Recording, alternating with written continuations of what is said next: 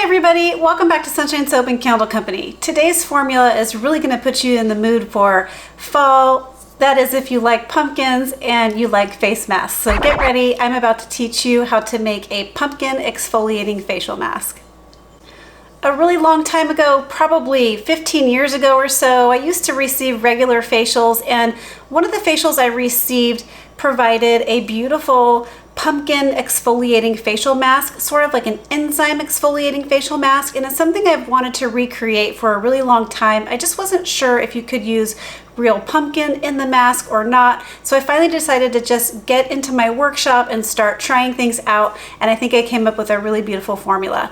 In today's video, I'm going to be sharing with you my step-by-step process of how to put together this exfoliating facial mask, and if you would like the full written recipe and a full detailed written step-by-step tutorial including amounts, percentages, and links to where I purchased everything for this project, please head on over to my Patreon campaign. This will be available over there as October's bonus recipe. I'll go ahead and put the link to my campaign in the description box below.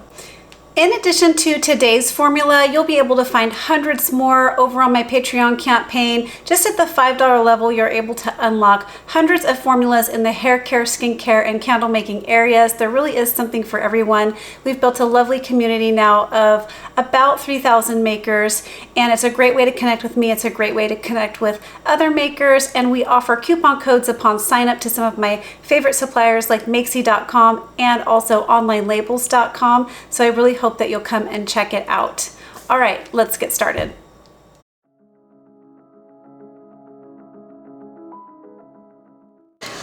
All right, so first things first, you just want to make sure your workstation is totally cleaned and sanitized. You don't want to introduce any germs or bacteria to your raw material or your finished product here.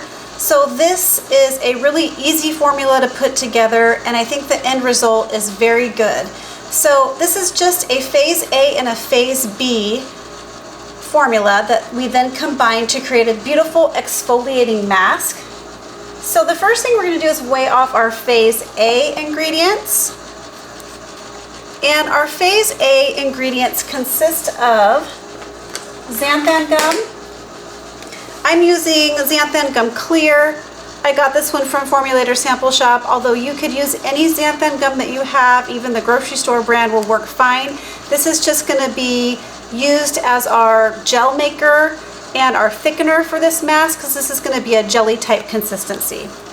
So we're going to go ahead and weigh off our xanthan gum.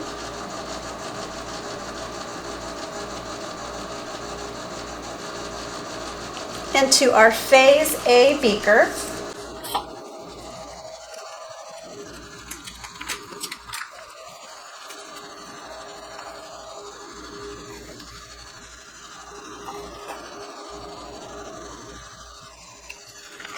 Okay, and then to the xanthan gum, we're going to be adding in some glycerin. The glycerin, we're using quite a bit of glycerin in this formula. This is going to help to draw moisture to your skin. It's very hydrating, but it's also going to help disperse the xanthan gum. So you want to make sure you put it in a little glycerin before you disperse it in any other type of formula for thickening purposes. But we're using this both for dispersing the glycerin and also for its hydrating and ability to draw moisture to the skin. It's a really powerful humectant. So we're going to go ahead and add in our vegetable glycerin.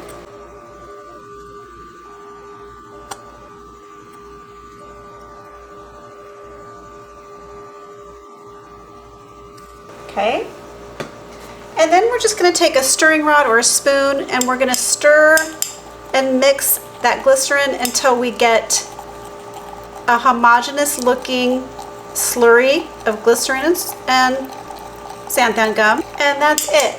So once it's all stirred up and well combined and you don't have any clumps, go ahead and set your phase A beaker aside. And then we're going to start working on our phase B beaker. Alright, so in phase B beaker, we're going to start off by weighing out the ingredients that need to be dissolved into some sort of water or distilled water. So we're going to be using some Allantoin powder and some niacinamide powder. The first thing we're going to do is weigh off our Allantoin powder. Allantoin comes from the comfrey plant, And the allantoin in the plant is known for its ability to help soothe irritated skin or red skin and inflammation. It helps with inflammation. Allantoin you'll see in a lot of facial care products and also in ointments and creams. So we're going to go ahead and add in our allantoin powder. This will just help the mask be soothing. I'm actually going to use my little scale here because this bigger scale does not weigh small amounts, and we just need a little bit here. So we're going to go ahead and weigh off. I just want to make sure our measurements are super accurate, so I am moving over to this one for the smaller amounts, just because you don't want to put too much allantoin.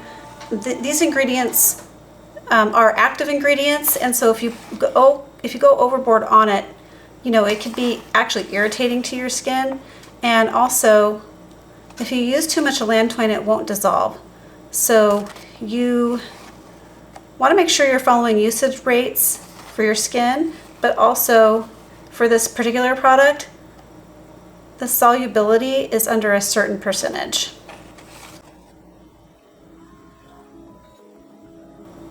Okay.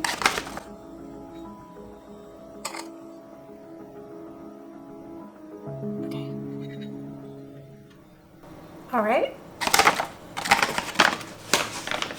And then the next thing that we need to get dissolved into our watery products is the niacinamide powder. Now, niacinamide, this is a water-soluble form of niacin. It's an essential vitamin of the B group. So it's known as vitamin B3, and it's used for its skin brightening properties. So like I said earlier in this video, we are making an exfoliating mask, but I thought the niacinamide would be a nice thing to add too for its skin brightening. So we're going to go for skin brightening, moisturizing, and also exfoliating. Those are the properties in this mask.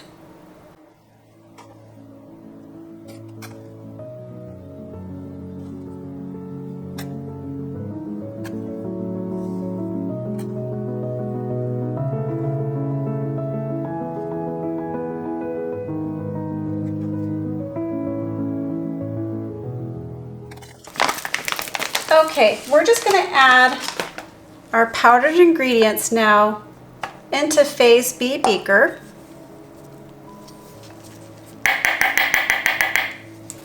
And then we're going to actually weigh off the distilled water next.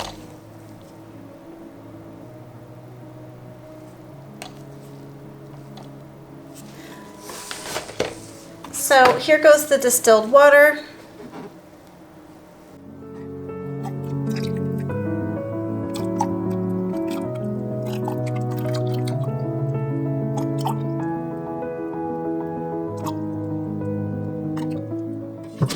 All right.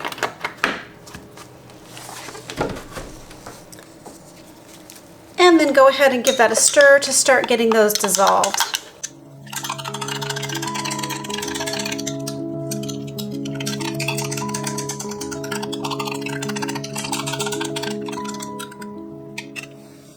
Next, we're going to be adding in some hyaluronic acid solution. Now, this is a 1% hyaluronic acid solution that I created myself using the hyaluronic acid medium weight from Brambleberry. And I'll provide instructions in the tutorial how to create your own hyaluronic acid solution. But we're going to be adding in 1% hyaluronic acid solution into this watery mixture here for its anti-aging properties. Hyaluronic acid is really well known for its plumping and hydrating and anti-aging properties. It's also another powerful humectant. So we're going to go ahead and add in our hyaluronic acid.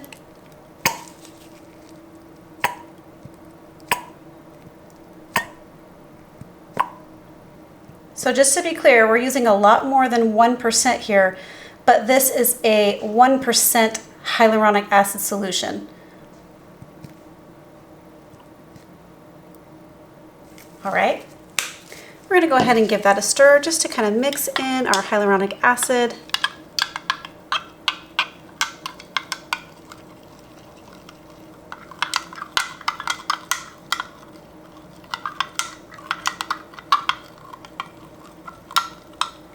Okay, the next ingredient we're going to be adding is a fermented ingredient. These have become very popular in skincare products, and the one that I'm choosing to use today is called Bacillus Ferment. You guys have seen me use this before in cleansing skin balms and also deodorants. So the Bacillus Ferment is an enzymatic exfoliant. It's used to exfoliate the skin, but it's also very mild and effective.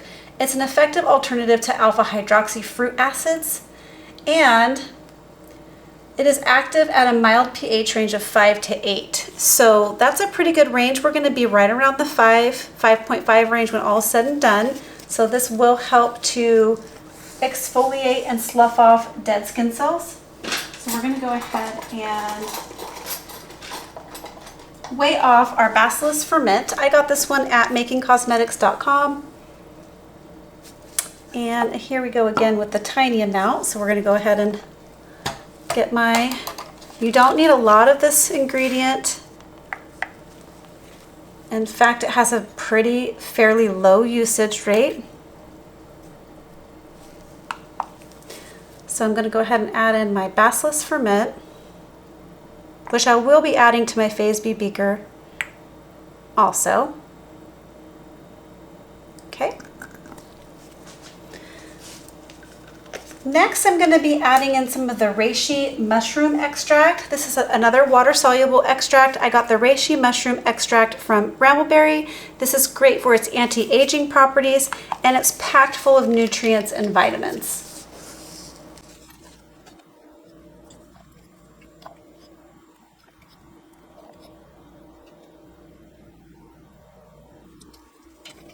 To this, we're going to go ahead and add in some liquid Germall Plus. That's going to be our preservative. And we're using this because this formula does have a high water content. And liquid Germall Plus is great for things with high water content, and also it's good in this pH range that we're working with.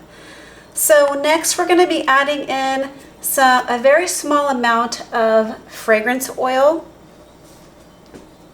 So today I'm going to be adding in a little bit of pumpkin and persimmon fragrance oil. This one's by Makesy. It's a really nice take on your traditional like pumpkin spice fragrances. It just smells like warm, kind of almost like a baked bread, but it's got that top persimmon fruit note. Very, very good. So just a quick note on your pumpkin fragrances for facial masks. I notice a lot of the pumpkin fragrances have low usage rates because they contain warming spices like cinnamon and clove. Just be very careful if you're using a pumpkin style fragrance, a pumpkin themed fragrance. Make sure you check the usage rates for things like facial creams and facial masks, and don't go over those because that can be very irritating to your skin. And also, you might be tempted to use something like a clove essential oil or a cinnamon essential oil in this product. My personal take on it is I know there are IFRA usage rate guidelines on clove and cinnamon for facial products, but me personally, I like to stay away from those on facial use, even the tiniest bit, because again, they are warming spices and it can be irritating to your skin, and that's not what we're trying to do. So I'm using a pumpkin persimmon fragrance oil at a very low rate. Make sure if you are going to try an essential oil in this mask that's reminiscent of spice or pumpkin spice, like a clove or a cinnamon, that you really do check your usage rates and double check your fragrance or your essential oil is not expired, and test it out before you give it out to friends and family, and just make sure it's a non-irritating formula. Plus, the tiniest bit of clove essential oil I feel like would go a really long way anyway, just because it is such a potent, strong smell. So we're going to go ahead and add this into here, into the FazeB beaker. We're going to give that a good stir to combine. And now we have one last thing to go ahead and put into our phase B beaker before we combine our beakers, and that is the star of the show. That is our organic pumpkin puree. I wanted to talk to you a little bit also about the use of the real pumpkin puree. You could use something like, you could totally reformulate this mask and use something like pumpkin powder if you're afraid of the food spoiling. And in full disclosure here, there's not a lot of information regarding using real pumpkin in your face mask. Well, there is a lot of information on it, but it's for one-time usage. Like mix up your pumpkin puree with other ingredients, apply it to your face, and then that's it. You don't save it. Maybe for a day or so, you can save it in the fridge. So that's not the type of mask I was trying to make. I was trying to make something more cosmetically complicated, I guess, and that I wanted to add in a lot of other properties to help with the skin brightening, the hydration, the anti-aging, and the exfoliating. And I just think using real pumpkin puree is something that I wanted to try out versus the pumpkin powder, because pumpkin puree has alpha hydroxy acids in it that's similar to a glycolic acid and lactic acid, which are fruit acids that slough off dead skin cells. It helps to increase cell turnover and keep the skin glowing.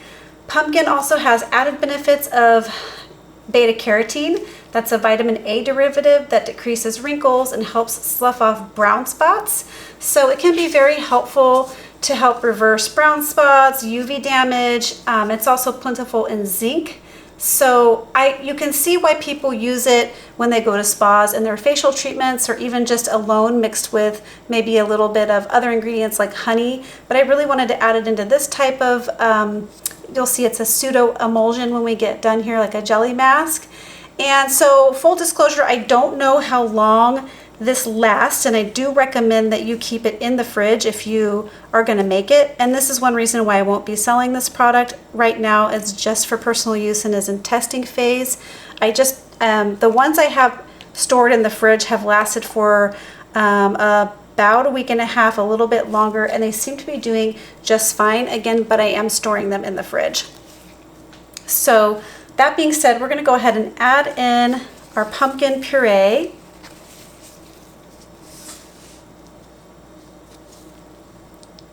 I got this organic pumpkin puree just at the grocery store. I think it's just the Target brand.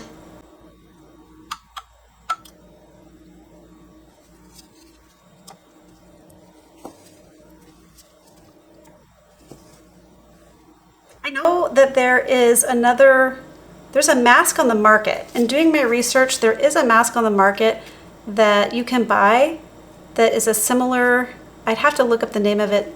I don't even remember which company makes it, but it's a similar jelly type consistency that I'm making here today, and it does seem to include real pumpkin, at least enzymes.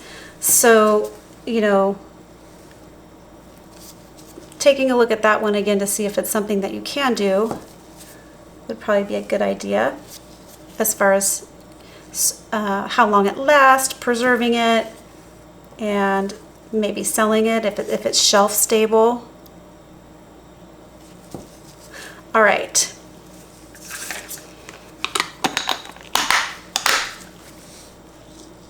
So we're going to go ahead and give this a good stir to break up all of that pumpkin puree and get it very well distributed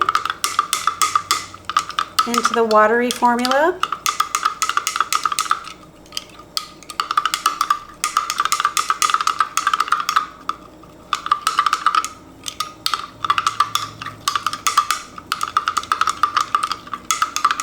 Okay.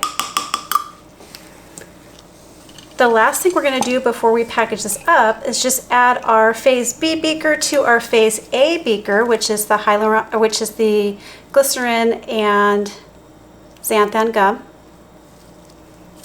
And this will start to thicken up as soon as we start stirring it. This will act as a gel maker and a thickener.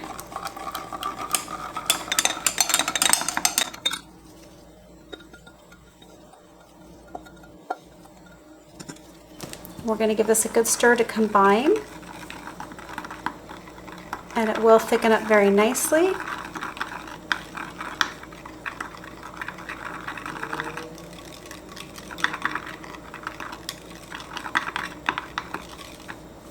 As you can see, we're starting to get some nice viscosity. I also have a turmeric jelly mask over on my Patreon campaign, so this will be good to add to the face mask collection over there. There we go. We're getting a very nice jelly viscosity, and it will continue to thicken up over the next half an hour or so. There we go. As you can see, we're getting a nice facial mask consistency there.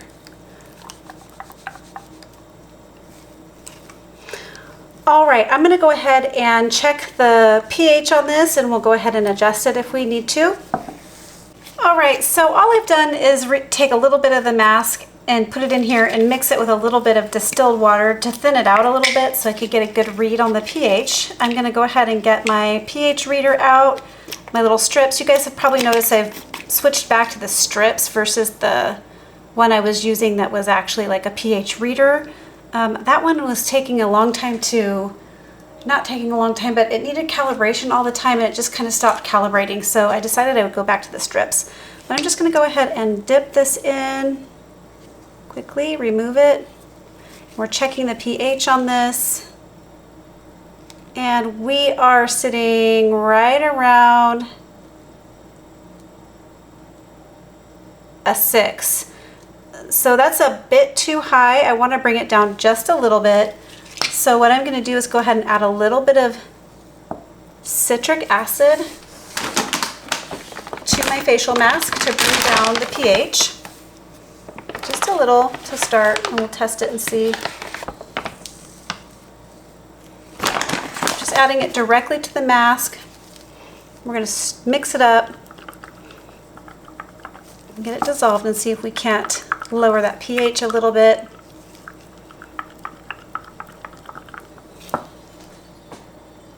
All right, let's give that another read.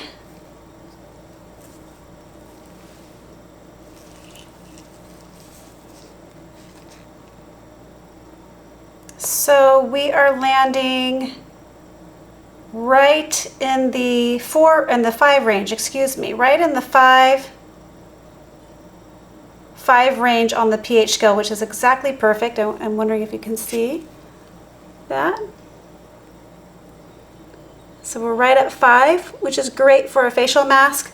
So we're going to go ahead and package this up. All right, I'm just going to pour it into this 4-ounce wide mouth PET container.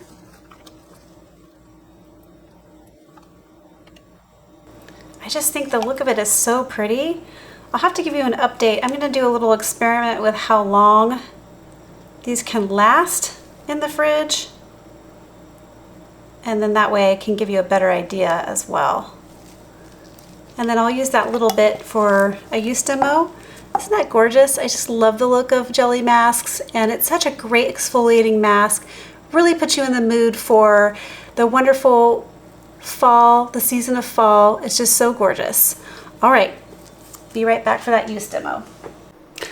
All right, so all you're gonna do to use this mask, let me get my camera adjusted down just a little bit here, is you're gonna get, all right, all you're gonna do to use this mask, you're gonna want a clean, dry face. Obviously, I have a little bit of makeup on today, but ordinarily I would do this on a clean, dry face. I just wanna show you how to use it. So you're gonna get a bit of your mask out, and you can either use your fingers or you can use a little facial spatula, and you're just gonna rub it in all over your face, of course. Avoid your eyes. And you can apply it fairly liberally.